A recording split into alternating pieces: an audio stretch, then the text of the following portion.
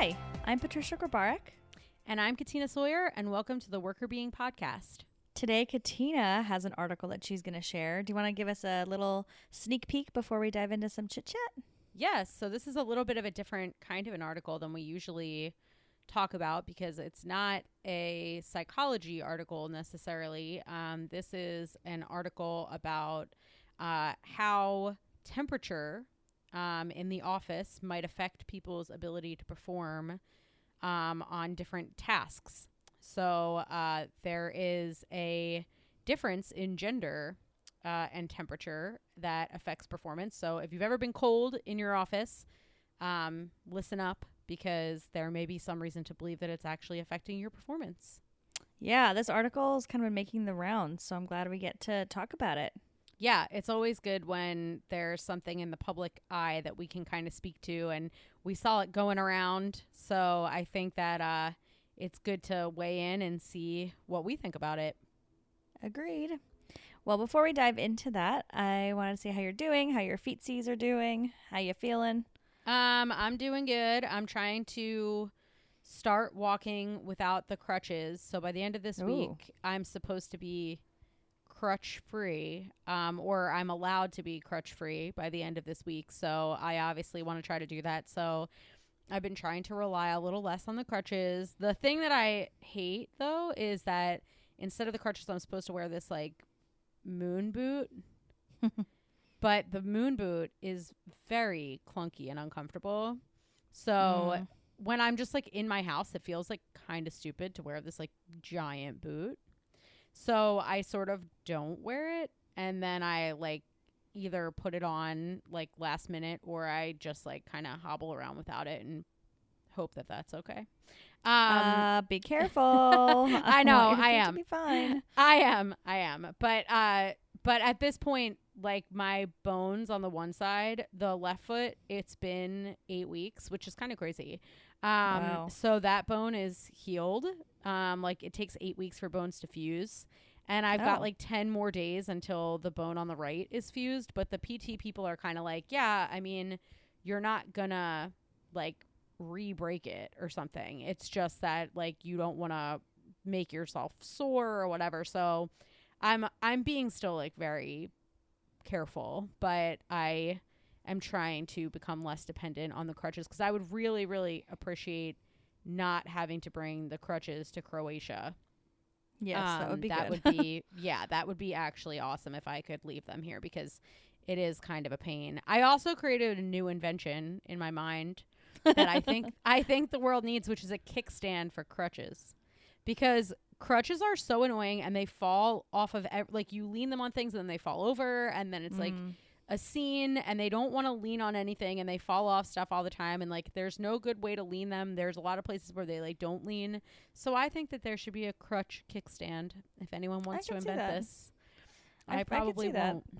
Yeah, but I think it makes sense. I mean, I've been on crutches before and they do fall everywhere. And it's like because they're the metal and they're rounded, they just like don't stay in place. Yeah. Like there could also be like something to put on them to help them from rolling off of things. I don't know.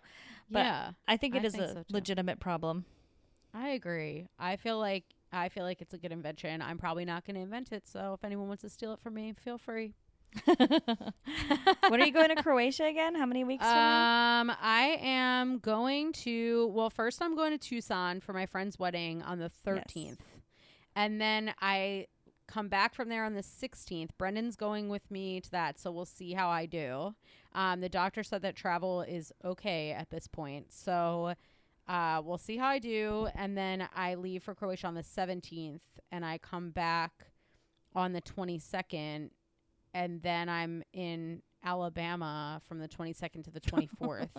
And then after that, I'm nowhere, like from the end of June until I see you in August. Yay. Yeah. Okay, so it sounds like your June is going to be a little bit swamped.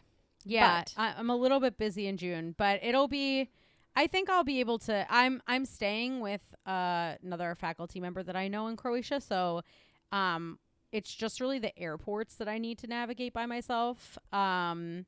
Oh, and I'm going to be one night in Dublin, which I'm excited about too. So that's why, like, I don't want to be like, I know, me too. I like purposely made myself stay in Temple Bar area. And like, I have made myself dinner reservations at like a cute place or whatever. But that's why I just don't feel like dealing with like extra equipment if I don't have to. Cause I want to be more free in my existence. Yeah, and you've never been to Croatia, so it'd be nice to be able to take a little bit of time to see something, even if you can't walk too much. At least see a little bit. Yes. So, and I will be able to see some stuff. So that's good. So it's all good. How about you? How are you doing? I'm doing well. No like crazy exciting trips like Croatia in my future, but we're going to Florida at the end of the month. So I'm planning that. To see Danny's family, and so we'll see his parents, which will be so fun. We haven't seen them since the wedding, so I'm sure it'll be lots of reminiscing. Yeah, that's awesome. But then I'm also doing medical things. I feel like we're falling apart. I know. Danny's dad is an orthopedic doctor, so I tore my rotator cuff like 5 years ago, and it's been really bothering me, and I'm like, I just need to take care of it. And then I have like, as you know, Katina, I have like a recurring ankle sprains. Like my tendon in my ankle is just a mess. So he does what's called PRP, platelet-rich plasma, where they basically just like inject your own blood after I don't know, whatever.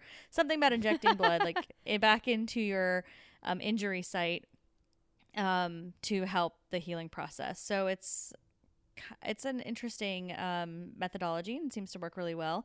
So I'm freaking out because it includes taking blood and giant needles, but I think it'll be good for me. And, you know, the recovery period is nothing like a surgery like what you had. It's really just, you know, some downtime, a couple weeks of not a lot of activity. And then after that, it's just PT and going back at it. So you don't have a ton of downtime with it, which is nice. And it's not like I have to be on crutches or have to stop walking entirely or something like you did. I can still walk on my ankle, just kind of keep activity to a minimum at first. But that's happening for me. So when you're off and hopefully walking around, I'll be taking a couple weeks to be off my feet. We're a mess. Yeah, and on my shoulder, but whatever. At least, though, we're good. I mean, I do think that we're modeling paying attention to and addressing health-related issues. Agreed. So that's true. That's true. I can't say I've been the best model because I could have had this PRP done a while ago, but I went to PT first instead, and that really helped for many years.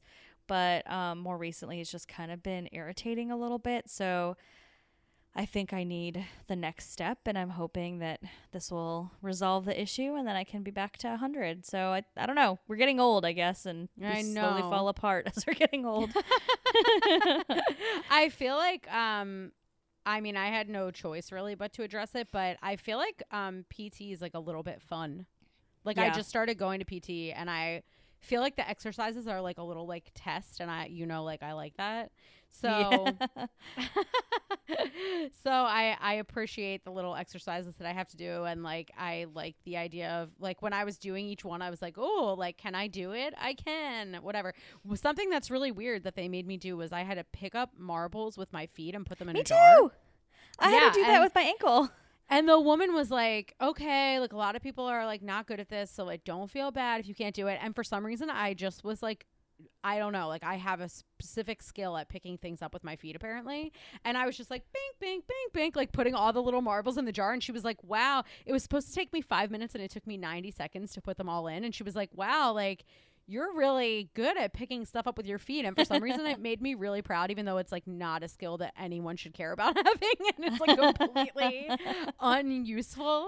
But I was like, wow, I'm good at this. And it made me feel really proud of myself. So in some like nerdy, weird way, the PT process is fun. So I wasn't good at all the exercises, so there's some that I need to improve on. But I was like, I don't know. I found it kind of fun to like try. It was like a little like mini like athletic battle of things that are like pathetic to do, but not when you're injured.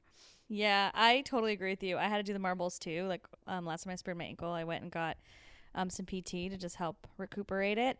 And I had to do the marbles, and I was awesome at the marbles, and I really had fun with it, which is I felt like it was really weird, but I really liked it. I told you. I know. And And then so there's that I really liked, but also like with, you're probably gonna have to do some balance things too, is my guess. And for me, I had to do a bunch of balance things to strengthen the ankle, and I am not good at balance, but it was really fun to see how I improved over time.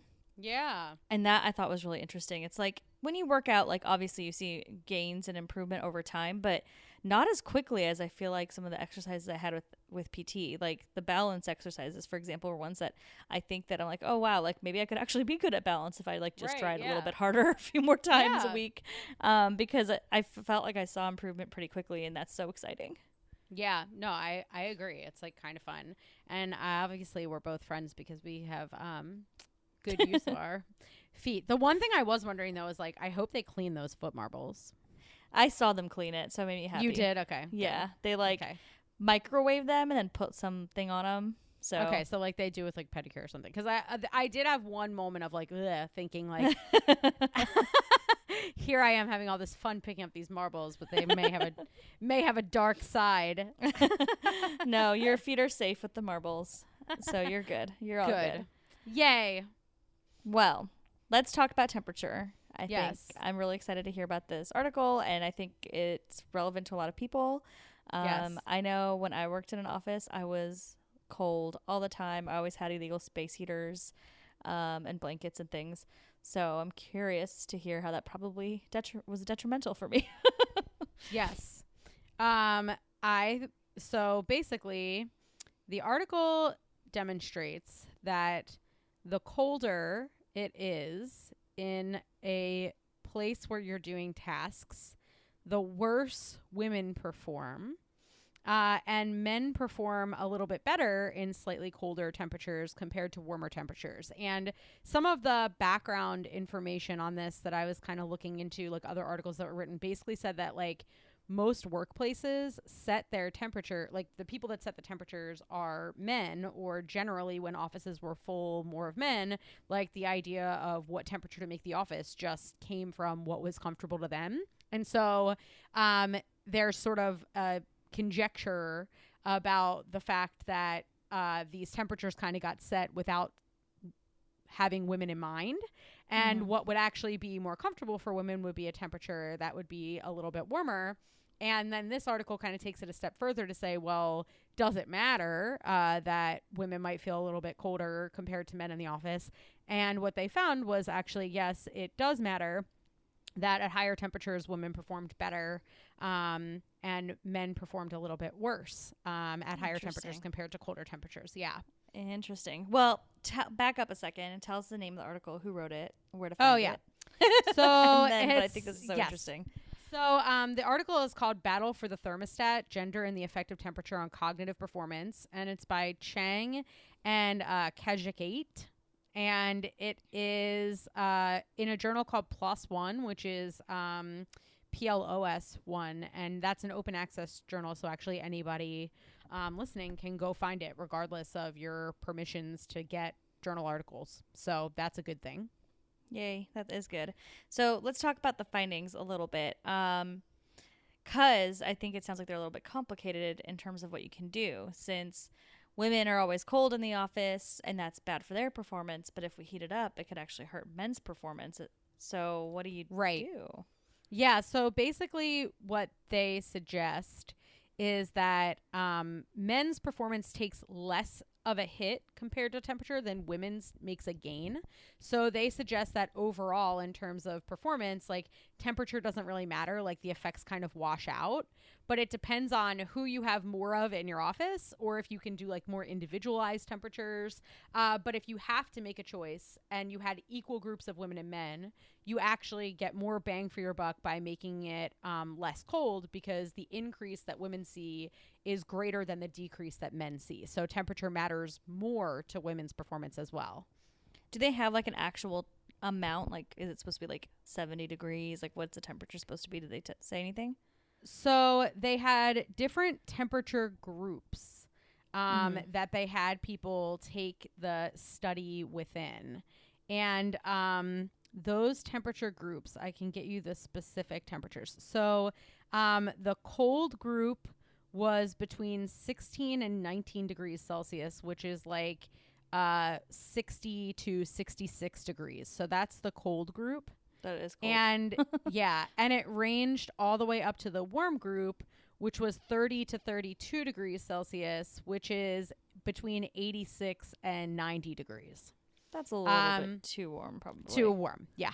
So basically what they showed was that as the temperature got warmer, women did better, and as the temperature was colder, men tended to do worse. So at the end of the day, basically, we have a little bit of a different differential effect. They didn't make a recommendation about like this specific temperature is the sweet spot or anything like that.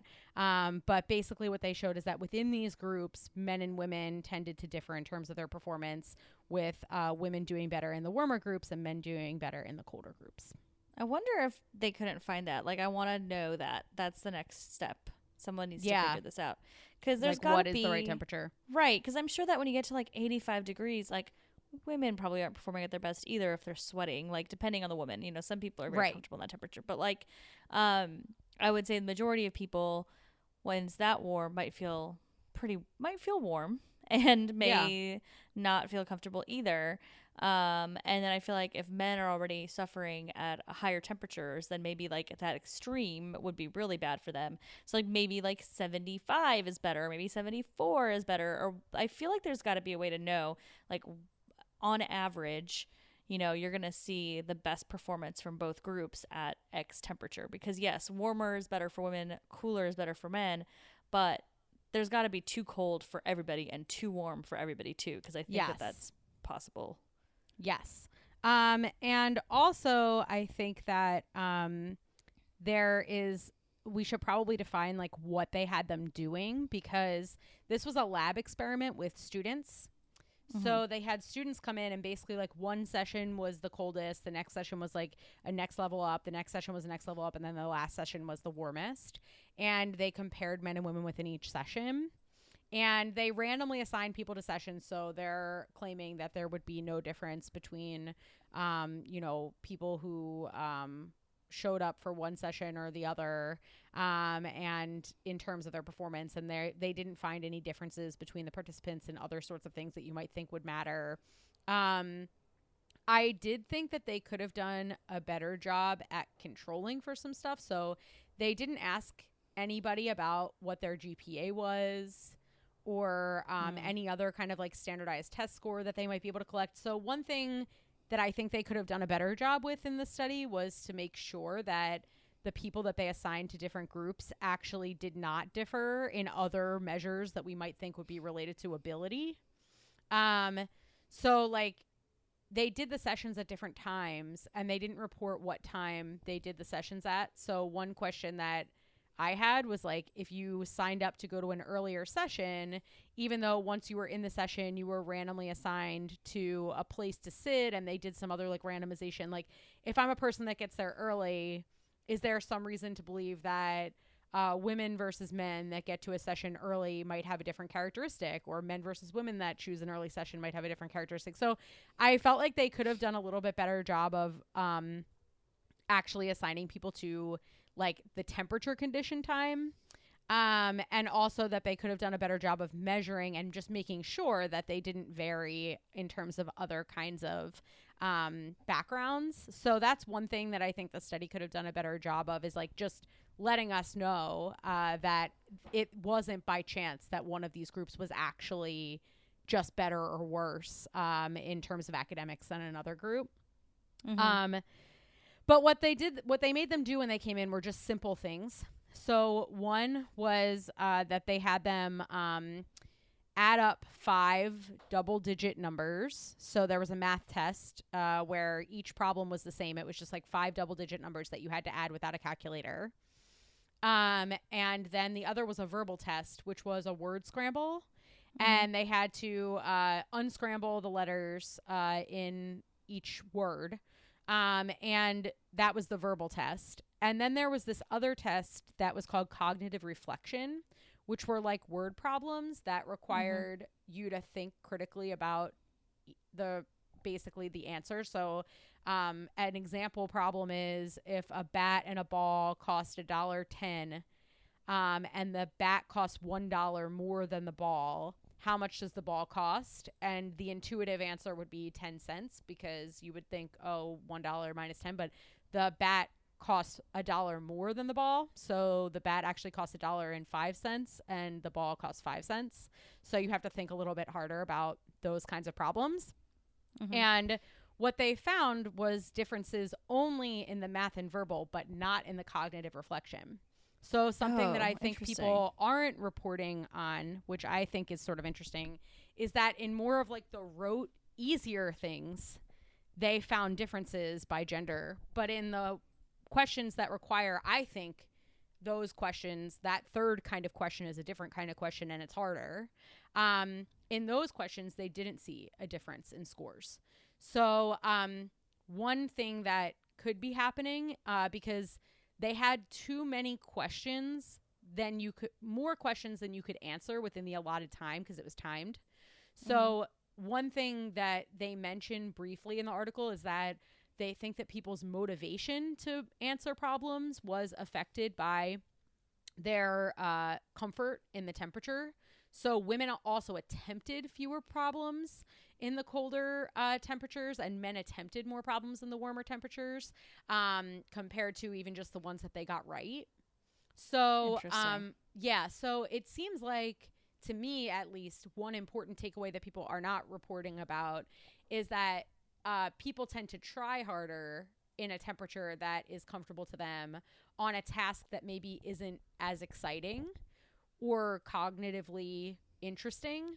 Whereas in the other problems, they had you were still supposed to do as many as you could, but they only had 3 questions and they had 5 minutes to answer them.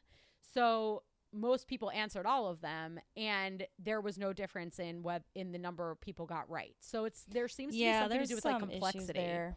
Yeah. Definitely. That sounds like there's some issues in the way the study's done. And yeah, the way that we're asking the questions, because I could totally see that maybe like you're more distracted when you're cold, so you're just not paying attention to try to finish all the questions. But if you have enough time to answer them all, like, why wouldn't you? And then your ability doesn't necessarily get hindered. Maybe it's more of a distraction, not an ability effect. So it sounds like there's a lot that needs to be done. So I don't know if there's really concrete takeaways. I feel like people were reporting this article as if you walk away and we have to make our offices warmer. I mean, yeah, I would like that, but but it doesn't sound like there's actual like enough evidence here to make a good argument that you need to be at a certain temperature, you need to be slightly warmer, slightly cooler, slightly whatever, because from everything you've just said, it sounds like there's a lot of holes. So I think it's an interesting concept. I think it probably needs to be researched more, and we probably need to kind of dive into that and see if there's anything else out there that's addressing it. And if not, then hey, researchers, wake up, let's tackle this, because I think that the concept is interesting, and I'm hopeful that there's something, maybe there's nothing there, and that would be interesting to know too. We just don't really know from this study, it seems like. Yeah, and there's motivation issues, I think, here as well, where I mean, if you're in the workplace and there's some kind of reward or some sort of like meaningful career progression, or there's pressure, or you personally want to look good in front of people, you want to do a good job, like that's also a little bit different than coming into a lab and just like, here, do a bunch of math problems that are kind of boring, so it could be more easy for you to be like, yeah, I showed up to this lab and it was cold in there, and so I was kind of like cold, and it was slowing me down a little bit in terms of getting things done on the problems, but I'm not like so intrinsically motivated to complete that task. Whereas actually I think it makes some sense that the more interesting questions were showed less of a difference, because those might be more challenging and then just like more intrinsically motivating as well, just because they're more interesting or entertaining kinds of questions that you might get more intrigued by, as opposed to just like add a bunch of these numbers together. And plus, since there were so many of the adding questions and so many of the word scrambles, you could also get bored of them after a while, and then like things that are in your environment might be more distracting as you're getting more tired and bored of doing something that's rote. So one takeaway might be like for people in jobs that are rote and more boring, and, you know, they're kind of doing similar tasks all day, that temperature, or maybe when you're really tired or exhausted and easily distractible, a temperature might have more of an impact. So that might be an interesting research question, is like, does it matter when the temperature is higher or lower, what kind of task you're doing in that kind of environment? It would be another question that we should probably think about. Yeah, that's a really good point, because I think if you're really bored with the topic or just not engaged in it, then you could easily just let something distract you. You like let it happen. You know what I mean? Not consciously necessarily, but you're just able to be distracted more easily than if you're really engaged or interested in what you're doing. And I think to your point about motivation, like I mentioned earlier that I had a space heater and I had blankets and I had all these things.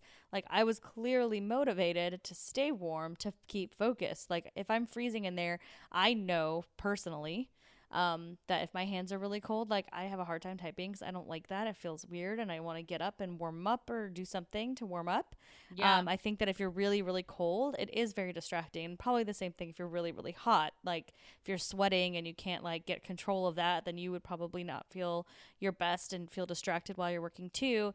But I was motivated to address that issue by having my space heater and having a blanket and doing those things so that I would be warmer and can just power through it, and then probably was less distracted once I got into a comfortable situation. So I think motivation does matter. That's not to say that the office maybe shouldn't have been a little bit warmer, because I was not the only person with a blanket and a space heater.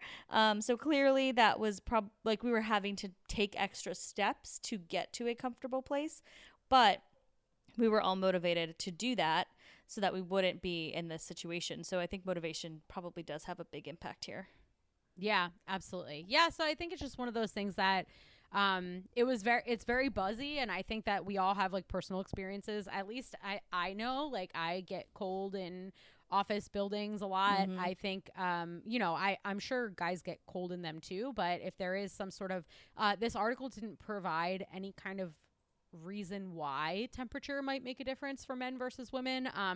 I saw a couple of like popular press articles that were written about like biologically women are more likely to get cold than men. I honestly don't know the validity of those arguments. But that's just something that I saw like floating around. So it would also be interesting to know more about why we think this is happening. If there's, you know, some other thing going on with regard to, you know, gender, or, you know, I was thinking cold temperatures might make women feel uncomfortable because of like nipple related reasons.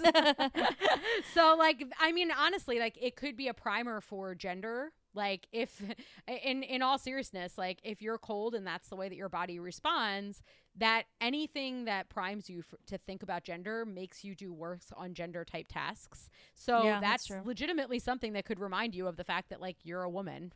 So like, so, you know, even just saying like, listen up ladies or something like that reminds you that you're a woman, and people do worse on tasks after someone said that, gender type tasks from stereotype threat literature. So it literally could have something to do with that, or it could just be something, you know, biologically that the coldness is more distracting or more deeply felt or something. But I just don't know what the answer is to that. So it would also be good to get some more insight as to like why. Yeah, I agree. I think, well, it seems like there's a lot that needs to be done in this area. I think it's great that we talked about it, but it's because it's been buzzy. It's been kind of all over the place. And I think it's important to kind of break it down when we can, to, you know, point out maybe where there are areas for improvement, what we can learn from it, because I do think it's an important piece, and I think it's being picked up because of this conversation around gender in the workplace that's kind of prevalent right now, which is great. I think we need to keep having that conversation. How do we continue to improve conditions in the workplace for women? You know, we've talked about harassment in the, you know, media and in kind of the society in the past couple of years. Like there's a lot of conversation being had around pay gaps and all sorts of different things, I think more so than it has been in the past. So this topic, I think, got kind of this article blew up because, in my opinion, because of that, because people are talking about the workplace and these gender disparities and what can we do and what do we know. So I think it's great. I think it's great that it's got popular, but I think we need to think through the research a bit more to really understand it before we go ahead and make some claims that, you know, maybe some articles are making claims about the research that, even the researchers would not make those claims themselves. So just being very cautious and going back to that original source is important. Seems to be a theme for us the past few episodes. Yes. What I think it might be important to also talk a little bit about open access journals. Yeah. Just from a knowledge perspective, we talk about journals and good research being hidden behind a paywall where, if you don't have access to a good library, sometimes you can't get those articles, so you can't actually read the original source. Open access journals are really great because they're open to everybody, they're public information, but it does come with a bit of a stigma in academia, which makes it challenging. So one thing you can take away from this about academia is there's some snobbery involved, as I'm sure everyone assumes. This is very true. Great research, great stuff being done, but there tends to be egos and snobbery just like in any other field or profession. So if you think about how challenging it is to get into certain journal articles, that's what people value. And when it's open access, right now it's easier to do. And that's just because it's never been open access. It's been kind of a newer thing. So they're a little bit controversial. So then people don't want to publish necessarily in open access because it's not as prestigious.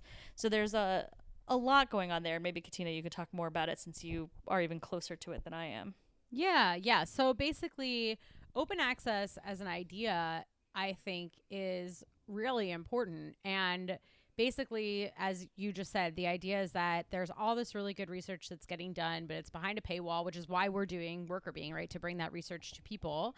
And open access journals are, were founded with the idea that we should be putting good work in the public sphere and not having it be behind a paywall. The issue is that all of these journals that are owned by publishing companies like Sage or Elsevier or other places like that, basically have they own the journals that academics publish in, and those journals have been around for a really long time. And so each of those journals that are paid and that you have to get paid access to has like a history in academia. So it's like Journal of Applied Psychology has been around for over 100 years. So that journal has a long, steeped history of being a good journal that people compete to publish in, and it's seen as a prestigious thing to get in just because it's a known entity. So if Journal of Applied Psychology would decide to make itself open access, I don't think anyone would have a stipulation with that if it stayed the same and it was the same editors and the same people reviewing the papers, etc. I think people will be happy with that. The issue is that the people that own Journal of Applied Psychology make a lot of money off of it. So there's no way that they're ever going to make it open access. So it's like all of the journals that historically have built up this reputation of being prestigious and are really competitive to get into, that's what you get incentivized to publish in, because the more prestigious the outlet is that you publish in, the more prestigious your university looks in the public eye. So like for my job, I'm only incentivized to publish in journals that other people view as prestigious, and people are only incentivized to affiliate themselves with those journals. So the really high quality researchers are much more likely to say yes to being an editor or a reviewer at the journals that are already well established, like Journal of Applied Psychology as an example. So you get really good people, really good reviews, really high quality stuff, and the review process remains really competitive, and they can fill their journal pages with really good stuff because they get tons of submissions and they can afford to reject a bunch of things. In the more new journals that are not as well tested, like the open access journals, we could have the same method if people who are really high quality researchers would decide that they would take a chance on or give themselves, or their universities would give them some leeway to equally count being an editor there or reviewing papers there. But the issue is that the universities are very steeped in these tradition, and so they won't incentivize people to do those sorts of things. So it's almost like you have to do it on principle that you really want to spend your time there, but you have to kind of know that your job isn't going to care if you do it. And obviously people do what they're incentivized to do. So that's going to make it much less likely people are going to do it, which means that the people that do serve as editors there or reviewers there tend to be, overall could be of lesser quality, because the people who are of higher quality are still affiliated with all of these like more historically popular journals. And so because there's more of a stigma with publishing there or being affiliated with it, people are less likely to send their manuscripts there, which mean that higher quality manuscripts are still going to other places. And that means that what they have to publish in order to fill their journal pages might not be as of high quality or have to go through as rigorous a review process. So it's sort of a self-perpetuating cycle of the stigma, because then when you read the papers on there, it's easier to pick some holes in it because they're not going to through this rigorous review process or as rigorous a review process. So anyway, the point is that if universities basically would allow faculty members to affiliate with things on the principle that open science would be a good thing for everybody in the field,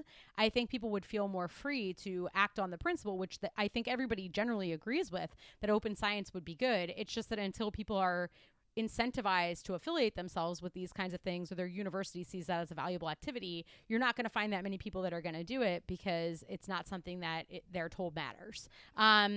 So that's the issue. I think that, yes, I agree. I think that universities have to incentivize it. I think there's a lot of baggage with getting a new journal kind of up and running, but I think that there's plenty of very strong researchers with big names that have tenure that do not need to get a million top tier journal articles published to get tenure, that are unwilling to do it. And I think that's where the change needs to come from. The universities are going to be the slower to change. They're bureaucratic, right? It's like a government. You're going to take a very long time to change a law. But if you're able to change certain practices of the way a law is interpreted, then you can make some changes and evolve that law slowly over time. And I think that's where the tenured faculty members that have that prestige, like someone with a really big name in a field, if they go and publish an open access journal, immediately that journal gets more credibility. Yeah. So there is power that faculty have that I think that they're not always leveraging. Yeah, I think that full professors in particular have to take that responsibility on, because until you are at the level of full, you're still always striving for something.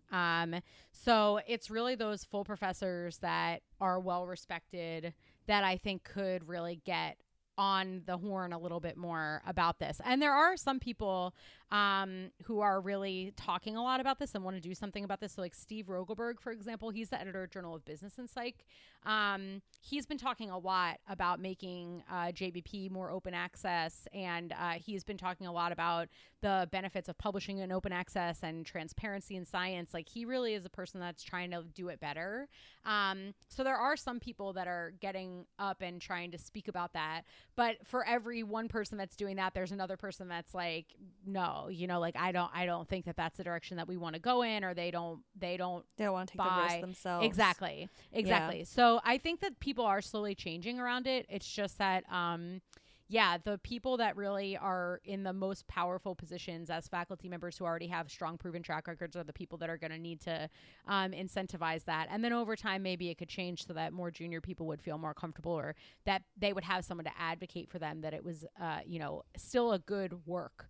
Ultimately, I think that, we don't do enough in academia of reading papers as opposed to counting where they got published anyway. So it would be a good incentive to see if the quality of the work is good, as opposed to just looking at where it got published and that's the only thing that gives it value. Yep. Agreed. Well, we could probably go on forever about this topic, because I have more to say too, but there's no reason to go off on that. There's so many nuances there, but it is something that's really good to know, so that when you're, looking at journals and you're reading articles out there, some of them are gonna have a paywall and you can't get to them, and it's gonna be so annoying and very frustrating if you don't have library access. And then others are gonna be available, like this one, and just knowing that history and that context is important, because of course the research can be phenomenal in an open access journal, but that there is the caveat that there's all this noise going on in the background in academia.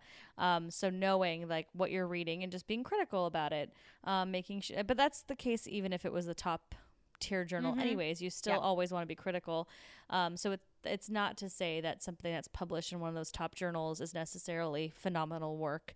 There's politics behind that too. So of course it's always very good to be critical and to read the article and try to understand what they're saying and see what holes you might have, what questions you have, so that you walk away with it really understanding what they found, the results, and how it maybe is good or not so good, or has some room for improvement, and what you can take from it. And hopefully, as we've been going through this podcast, we've been helping you along that journey a little bit too, because I hope we're doing some of that as we talk through these articles as well.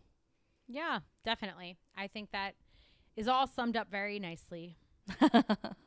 Well, thank you. And thank you for sharing this article and talking to us about it. I think it's really interesting concept, and I think it's an important thing for us to tackle some of these popular science projects, research projects that maybe we're not seeing in some of the more highly regarded journals that we usually pull from, because I think there's a lot to be learned from what we're seeing in these other areas too. And especially when it becomes a popular topic, I want to make sure that we have an opportunity to talk about it and make sure that everyone's understanding, you know, the science behind it, not just reading that popular press piece of information, and trying to dive in a little bit more deeply.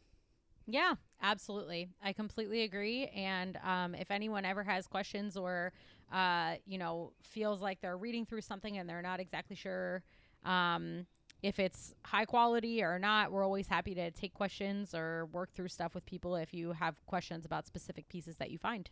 Of course, yes. Please reach out. You can find us at workerbeing.com. You can email us at workerbeing@gmail.com.